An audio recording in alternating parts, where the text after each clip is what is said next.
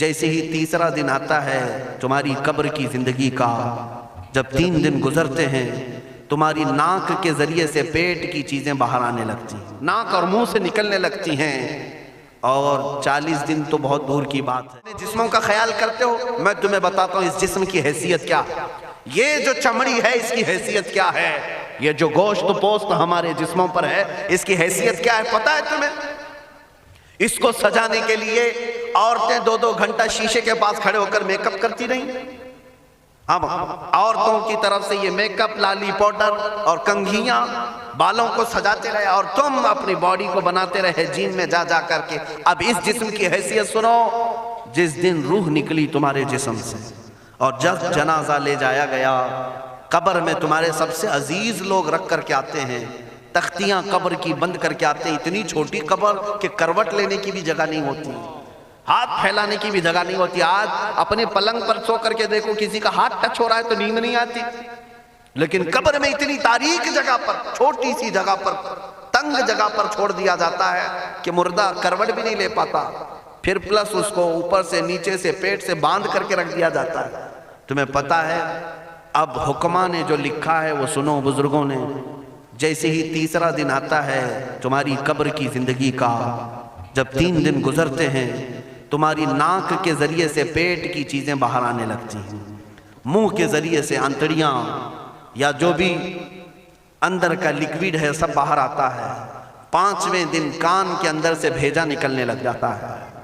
یہ جو بھیجا سر کے اندر ہے وہ ختم ہو کر کے سڑ کر کے پیپ کی شکل میں کانوں سے باہر آنے لگ جاتا ہے۔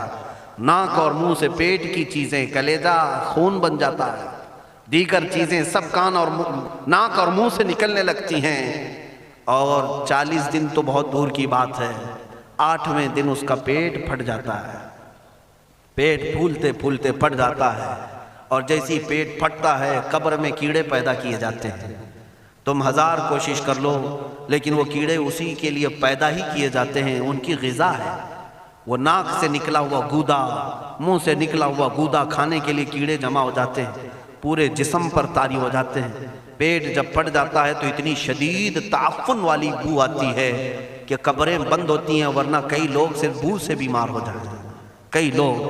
اور یہی ہمارے جسم کی حیثیت ہے، یہی ہمارے جسم کی حقیقت ہے۔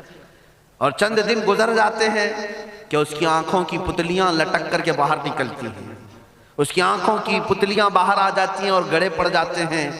اب جو جسم کے اوپر موجود گوشت ہے اس کو چونٹیاں، مکوڑے اور کیڑے کھانے لگ جاتے ہیں، کھاتے کھاتے 2-3 مہینے کے اندر اس کو صرف اور صرف ڈھانچے کی شکل چھوڑ دی جاتی ہے، ہڈیاں باقی رکھی جاتی ہیں۔ جن بالوں میں تم کنگھیاں کرتے ہیں ان بالوں کی جڑوں میں پیپ پیدا کیا جاتا ہے، ہر بال کی جڑ پیپ بہاتی ہے۔ اور جن چہروں پر تم پاؤڈر لالی لگا کر کے اس کو سجایا کرتے آئینے میں کھڑے ہو کر، ان چہروں پر اللہ تبارک و تعالیٰ ایسی جھریاں پیدا کرتا ہے۔ یہ تو عام لوگوں کی بات، اور اگر گنہگار ہیں تو ان کے چہروں پر بچھو چھوڑ دیے جاتے ہیں، بچھو چھوڑ دیے جاتے ہیں۔ کئی لوگوں کی قبروں پر سانپ ان کی ناک کو ڈستے رہتے ہیں اور ان کا گودا پیتے رہتے ہیں۔ سانپوں کا عذاب، بچھوؤں کا عذاب، یا قبر کے عذاب کے ساتھ یہ جسم گلا دیا جاتا ہے، ہڈیوں کے سوا کچھ نہیں باقی رہتا۔ تم کیا سمجھتے ہو مرنے کے بعد احساس نہیں ہوگا؟ مرنے کے بعد ہر درد کا احساس دگنا کر دیا جائے گا۔ آج زندگی میں جتنا تمہیں چونٹی کاٹنے سے درد ہوتا ہے، مرنے کے بعد یہ درد 10 گنا زیادہ بڑھ جائے گا، تمہیں اور درد ہوگا، اور درد ہوگا۔ یہی جسم جو کیڑوں کی غذا بن گیا، کفن ختم ہو گیا، ہمارے جسم میں پیٹ کا گودا باہر آ گیا، آنکھوں سے کانوں سے ساری چیزیں لکوڈ ختم کر دی گئی، بھیجا کانوں سے بہہ کر کے نکل آیا، بچا کیا ہمارے پاس؟ جس جسم کو ہم سجاتے رہے، سنوارتے رہے، اس پر ہزاروں پیسے بہاتے رہے، یہ جسم 40 دن کے اندر کیڑوں کی غذا بن گیا، سب ختم ہو گیا۔ میرے عزیزو، ہر انسان کے جسم کے ساتھ قبر یہی کرتی ہے، قبر دباتی الگ ہے، کیڑوں کا عذاب الگ ہے، بچھوؤں کا عذاب الگ ہے، لیکن یہ سب کے لیے احکام نہیں۔ کچھ وہ بھی جنازے ہیں جب یہاں سے جاتے ہیں تو ہزاروں کی آنکھوں میں آنسو چھوڑ کر جاتے ہیں، ہزاروں کی دلوں کی دھڑکن بن کر کے جاتے ہیں۔ ان کے جنازے جب جاتے ہیں تو اللہ کے ملائکہ بھی، فرشتے بھی ان کے جنازے کو اٹھانے کے لیے زمین پر آتے ہیں۔ یہ کون لوگ ہیں؟ جو اپنے سینوں میں عشق مصطفیٰ کی شمع روشن کیے ہوئے تھے. جینا چاہتے تو مصطفیٰ کے لیے، مرنا چاہتے تو مصطفیٰ کے لیے. فاضل بریلوی نے کیا خوب کہا، لحد میں عشق رخ شہ کا داغ لے کے چلے، اندھیری رات سنی تھی چراغ لے کے چلے. جب قبر میں جاتا ہے ایک عاشق رسول، اسے رکھا جاتا ہے، کفن اس کا بھی ہے، جسم اس کا بھی ہے، لیکن فرشتوں سے بھی کہا جاتا ہے اسے آہستہ سے جگانا، محمد عربی کا غلام ہے، رسول پاک کا وفادار ہے. اور کیڑوں کا اس کے جسم کو کھانا تو دور کی بات، فرمایا گیا قیامت تک اس کے کفن کو بھی میلا ہونے نہیں دیا جاتا. نہ تمہاری آنکھ سے، نہ تمہارے ناک سے، نہ تمہارے چہرے سے کوئی گودا باہر آتا ہے، کچھ نہیں میرے عزیزو. جسم تر و تازہ سلامت رکھا جاتا ہے. 1000 سال کیا 10,000 سال گزر جائیں، حوادث زمانہ بھی آئیں، لیکن اس کی قبر میں اس کا جسم سلامت رکھا جاتا ہے. اب تمہارے ہاتھ میں فیصلہ ہے کون سا جسم بنانا چاہتے ہو، وہ جو کیڑوں کی غذا بن جائے، یا وہ جس پر فرشتے بھی اتر کر سلام بھیجیں. میں نے خود میرے مرشد گرامی کے جنازے میں حاضری تھی. حضور تاج الشریعہ بدر الطریقہ رحمت اللہ تعالی علیہ، جس مرد قلندر نے اپنی پوری زندگی عشق مصطفیٰ میں گزاری. آج تم نعرے لگاتے ہو تاج الشریعہ تاج الشریعہ، ان کے شب و روز دیکھے تھے کبھی؟ ان کی صبح اور شامیں دیکھی تھی کبھی؟ بہت پیر ہوں گے جو باہر پیر ہوں گے، اندر پیر ہوں گے، لیکن تاج الشریعہ کو میں نے اندر بھی دیکھا ہے، باہر بھی دیکھا ہے. آنکھیں بند بھی ہوتی، آنکھوں سے اگر کوئی چیز نظر بھی نہیں آ رہی ہوتی، تب بھی اتنا خیال ہوتا کہ کہیں سطر تو نہ کھل گیا ہو، کہیں پائجامہ اوپر تو نہیں ہو گیا ہو. سونے کے حالت کی بات کر رہا ہوں، کوئی نہ ہو تب بھی یہ خیال باقی رہتا. کون سا ایسا دن گزرتا جب وہ دلائل الخیرات نہیں پڑھ رہے ہوتے، قصیدہ بردہ شریف نہ پڑھ رہے ہوتے. ہزاروں سفر کی مصروفیات کے باوجود حضور پاک کی محبت کے نغمات میں کوئی کمی نہیں آئی. لیکن میں آج آپ کو ایک بات بتا دوں، جب انتقال ہوا وہ جمعہ کی شام تھی، اور ہمارے مردوں کو 6 گھنٹے 10 گھنٹے میں ہم کو قبرستان سپرد کرنا پڑتا ہے. 12 گھنٹے رکھ دیں تب بھی فریج منگوانا پڑ جاتا ہے، اس کے بعد قبرستان کے حوالے کر دیں. میرے مرشد گرامی کے انتقال کے بعد 48 گھنٹے رکھے گئے تھے، 48 گھنٹے رکھے گئے، اور اس کے بعد جنازہ پاک کو غسل دے کر لایا گیا. یہ فقیر قادری جنازے کی گاڑی میں شریک رہا، حضرت کے قدم پکڑ کر کے میں قبر تک رہا.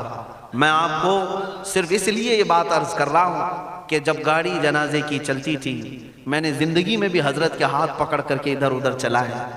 حضرت کے ساتھ جب جانا ہوتا تو بازوؤں کو ہم تھامے ہوتے، ہم کیا چلاتے، ہمیں وہ خود چلا رہے ہوتے، لیکن یہ ہم برکت کے لیے پکڑے ہوتے. جو نرم و ملائم جسم تھا، میں نے وفات کے بعد جنازے میں کھڑا ہو کر کے دیکھا، قدموں کو پکڑ کر نہ نرمی میں کمی آئی، نہ ملائم ہونے میں کوئی کمی تھی.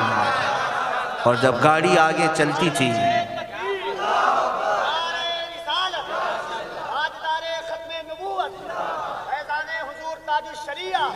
جب آپ گاڑی جنازہ جس پر رکھا ہوا تھا چلتی تھی، تو میرے عزیزوں زندگی میں جس طرح جسم نرم ملائم تھا، میں نے دیکھا کہ گاڑی جب اس کے دھڑکے ہوتے تھے ادھر ادھر، تو پیٹ مبارک اور سینے مبارک ویسے ہی ہلتا تھا جیسے کسی زندے کا ہلتا. ہاتھ پر انگلی رکھے تو خون سرک جائے اور پھر اپنی جگہ پر آ جائے. یہ کوئی مبالغے کی بات نہیں کر رہا ہوں، یہ آنکھوں سے دیکھی ہوئی چیز ہے. اور قبر انور میں رکھنے کے بعد جب ان کے صاحبزادے اور داماد نکل کر کے آئے، تو تھوڑی دیر کے بعد ہم نے دیکھا کہ چہرہ خود بخود قبلے کی طرف تھا. ہم اپنے مردوں کو رکھواتے ہیں، لیکن اس عاشق رسول نے اپنا چہرہ پہلے سے قبلے کی طرف کر لیا. یہ کرامات کہیں یا زندگی کی حقیقت کہیں، حقیقی بات تو یہ ہے جو مصطفیٰ کی یاد میں جاتا ہے. اس نے کیا ہی خوب کہا شاعر کہ میرے جنازے پہ رونے والوں فریب میں ہو بغور دیکھو، میرے جنازے پہ رونے والوں فریب میں ہو بغور دیکھو، مرا نہیں ہوں غم نبی میں لباس ہستی بدل گیا. ہاں، مرا نہیں ہوں غم نبی میں لباس ہستی بدل گیا ہوں. ان عاشقوں کا حال یہی ہوتا ہے کہ یہ مر بھی جاتے ہیں، انتقال کر بھی جاتے ہیں، تو بس لباس بدلتا ہے، لیکن زندگی پہلے سے اور بلند ہوتی ہے. عزیزان گرامی تمہیں اسی بات پر میں لانا چاہتا ہوں، کون سی زندگی گزارنا چاہو گے؟ کون سی زندگی؟ یا عیاشوں کی، یا نچنیوں کی، یا مجرا کرنے والوں کی، ان ظالموں کی جو جہنم کی طرف تمہیں لے جانے کے لیے تیار بیٹھے ہیں؟ چند دنوں کی عیاشی ہے، تم گانے گا کر اچھل کود کر کے اپنے نفس کو تو راضی کر سکتے ہو، لیکن رب ذوالجلال کی رضا کبھی نہیں لے سکتے۔ آج تم دنیا میں فلموں کی زندگی جی کر کے تھوڑی دیر کی خوشی تو حاصل کر سکتے ہو، لیکن قبر کی راحت کبھی نہیں لا سکتے، قبر کا سکون کبھی نہیں لا سکتے۔ قبر میں اگر سکون چاہیے تو صرف ہمارے سینوں کو ادھر حوالے کرنا ہوگا، مصطفیٰ کریم کے حوالے کرو۔ اب اپنی زندگی کو بدلنے کا وقت آ گیا۔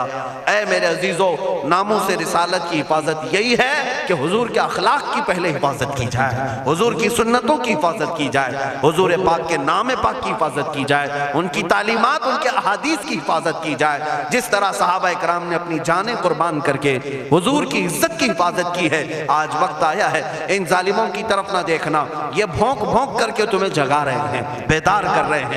میں جواب دیتا رہوں گا انشاءاللہ، لیکن ساتھ میں ان حادثات کو اپنے لیے ایک الگ انداز سے دیکھتا ہوں۔ اگر کوئی کتا کوفے میں بیٹھ کر بھونکتا ہے اور میرے نبی پاک کی عظمت پر حملے کرتا ہے تو درد تو ہوتا ہے، لیکن ساتھ میں عقیدہ بھی تو ہمارا یہ ہے، رہے گا یوں ہی ان کا چرچا رہے گا، رہے گا یوں ہی ان کا چرچا رہے گا، پڑے خاک ہو جائیں جل جانے والے۔ یا رسول اللہ تو گھٹائے سے کسی کے نہ گھٹا ہے نہ گھٹے گا، جب بڑھائے تجھے اللہ تعالیٰ تیرا، مٹ گئے مٹتے ہیں مٹ جائیں گے آدھا تیرے، نہ مٹا ہے نہ مٹے گا کبھی چرچا تیرا۔ یہ کتے کتاب لکھ کر کے کہتے ہیں محمد عربی کا چرتر، ان کے اخلاق، ان کے کردار برے تھے، اور ایسی کوئی چیز نہیں ہے اسلام میں جس سے امپریس ہو کر اسلام قبول کیا جانا چاہیے۔ محمد صلی اللہ علیہ وسلم کے نام کو اسلام سے ہٹا دینا چاہیے۔ ان ظالموں کو میں جواب دینا چاہتا ہوں، اے مسلمانوں، یہ تمہیں جگانے کے لیے آ رہے ہیں، یہ تمہیں بیدار کرنا چاہ رہے ہیں۔ اب اٹھو اور یہ بتاؤ تم کہاں کہاں سے میرے نبی کو مٹاؤ گے، کہاں کہاں سے؟ ارے ہمارے گھروں میں بچوں کی ولادت بھی ہوتی ہے، کان میں اگر ہم اللہ کا نام لیتے ہیں تو ساتھ میں محمد کا بھی نام ہے۔ ہمارے بچے جس دن اس دنیا میں آتے ہیں، اذان ان کے کانوں میں دی جاتی ہے تو اللہ کے نام کے ساتھ محمد کا نام بھی آتا ہی ہے۔ ہماری اذانیں، ہمارے نماز کو بلانے والی آوازیں، تم کیا مٹا پاؤ گے محمد عربی کے نام کو؟ یہ ہزاروں نہیں کروڑوں اذانیں بار بار دن میں دے دے کر کے یہ بتاتی ہیں کہ تم واللہ محمد عربی صلی اللہ علیہ وسلم کا ذکر تم کبھی الگ نہیں کر سکو گے۔ ذکر خدا جو ان سے جدا چاہو نجدی ہو، واللہ ذکر حق نہیں کنجی سقر کی ہے۔ حضور پاک کا نام کہاں سے ہٹاؤ گے؟ اذانوں سے ہٹاؤ گے، اقامت سے ہٹاؤ گے، نمازوں سے ہٹاؤ گے؟ بلکہ اقبال نے کیا ہی خوب کہا تھا، دشت میں دامن کوہسار میں میدان میں ہے۔ کہاں ہے یہ نام؟ دشت میں دامن کوہسار میں میدان میں محمد ہے، بحر میں موج کی آغوش میں طوفان میں محمد ہے، چین کے شہر مراکش کے بیابان میں محمد ہے، اور پوشیدہ ہر مسلمان کے ایمان میں محمد ہے۔ میں نے یہ تبدیل کر کے اسی لیے پڑھا ہے کہ ہر جگہ محمد ہے۔ رسول پاک صلی اللہ علیہ وسلم کو تم کہاں سے ہٹاؤ گے؟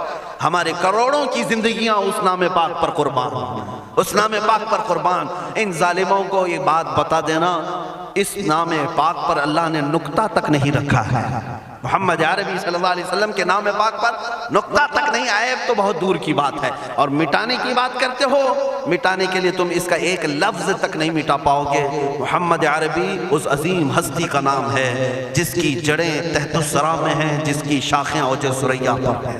حضور پاک صلی اللہ علیہ وسلم کو اللہ نے رفعنا لک ذکرک کہہ کر کے بلند فرما دیا ہے۔ کسی کے گھٹانے سے حضور کا نام کبھی نہیں گھٹے گا۔